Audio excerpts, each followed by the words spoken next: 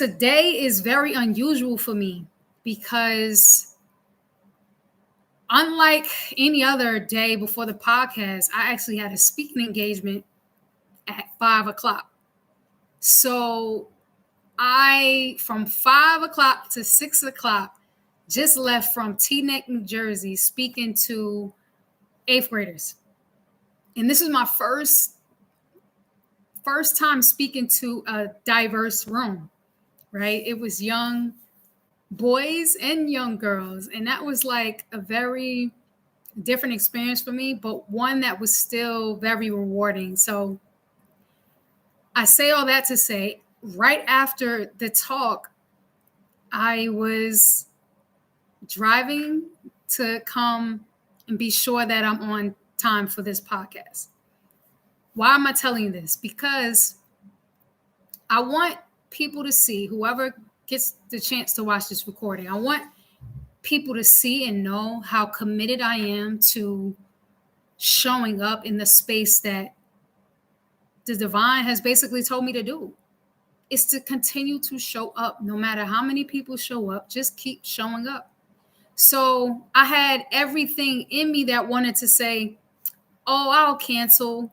Nobody will care or nobody will miss it.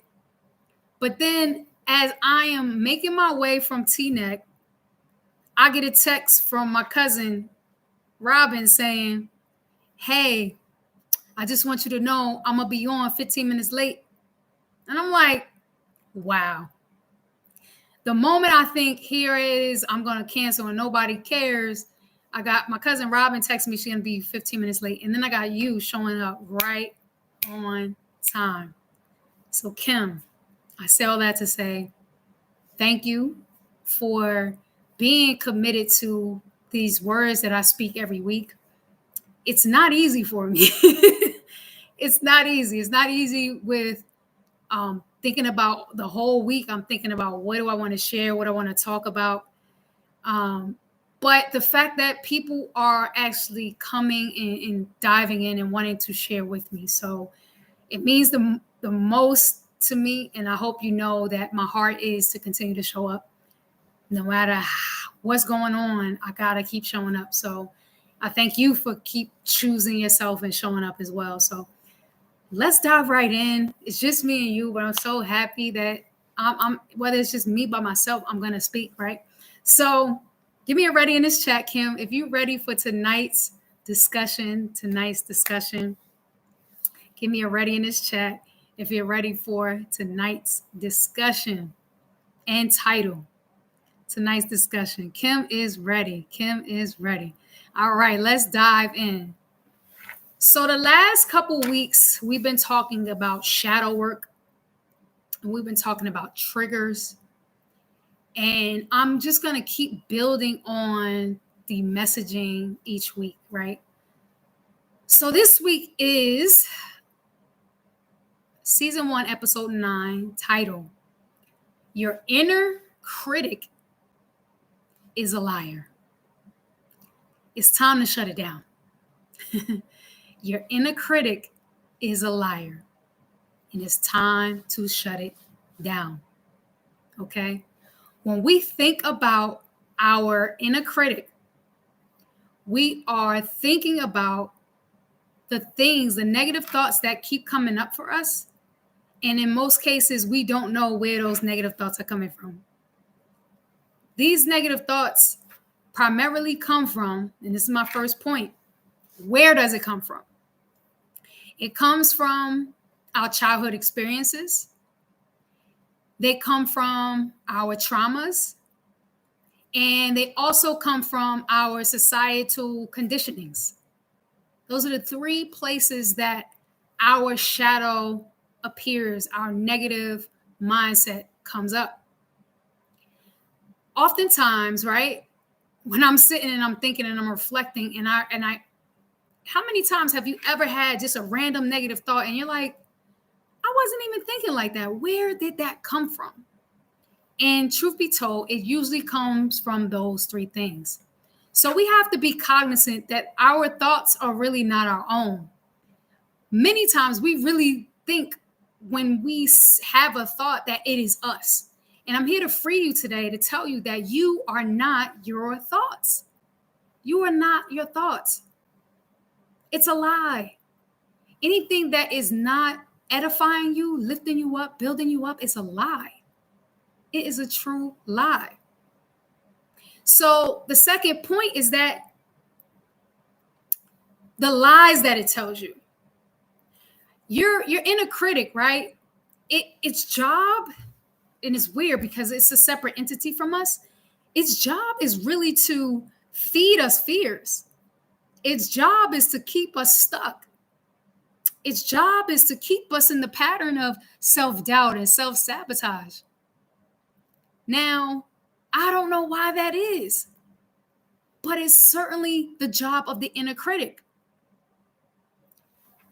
So here's one thing you need to do to observe. When you have a negative thought that comes up, I want you to ask yourself this question in your observation. Who is the person that is the thought? Who is observing this thought? Right? If you sit back and just watch your thoughts become the observer, you realize that you and the thought are two separate things. It's deep. So pop it in the chat. I am not my thoughts. I am not my thoughts. Your thoughts are its own entity. They operate on its own from childhood experiences, trauma, and things that create these negative perceptions. We are not our thoughts. If you can just sit, sometimes I sit in my meditation and I just observe. I just observe. And I watch my thoughts. And I don't judge them. I just see where is it coming from. And I question them. And I say, that's interesting. It's almost like a separate dialogue. So if you really get deep with it, the biggest thing that will free you from your inner critic is to detach from it. You are not the inner critic. The real you is the person that doesn't believe in the things that come into our mind. The real you knows who you are. The real you is nothing but positivity. The real you is nothing but love and peace and joy. But yet we lean to the inner critic to rule our lives. So we have to stop leaning to the inner critic. We have to stop leaning to the inner critic, and we have to shut it down for good. We have to shut it down for good. So give me a how in this chat. How do you shut down the inner critic? Kim, give me a how in this chat. How? Tell me how. How do you shut down the inner critic? How do you shut down the inner critic? How do you shut down the inner critic? How do you shut down the inner critic? Okay, I got a how from Kim. So you shut it down with practical application. Okay? So a few things you have to do. First, you have to saturate your mind with daily affirmation until you believe the very thing that you say. Daily positive affirmation. The way to do that is the best time to do that is twice a day. First thing when you wake up and right before you're going to sleep. These are the two times in the day where your mind is more susceptible to being reprogrammed. So the only way to silence the inner critic is to reprogram it to think the things and say the things that you wanted to say. See, it doesn't happen overnight. It's not a quick fix. So the real work is in the practice of it.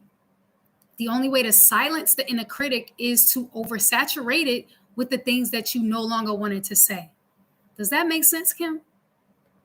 Does that make sense? Yes, you do this. How often do you do it? Do you make it a consistent practice? The key is this, because we could do it for a day or two, right? But we have to do it minimum 21 days in order to start to see real progress, change, and results. In order to watch the inner critic change to a soldier, right, that goes to battle for you, then that's how you manipulate your inner critic. That's how you get your inner critic to be the real you.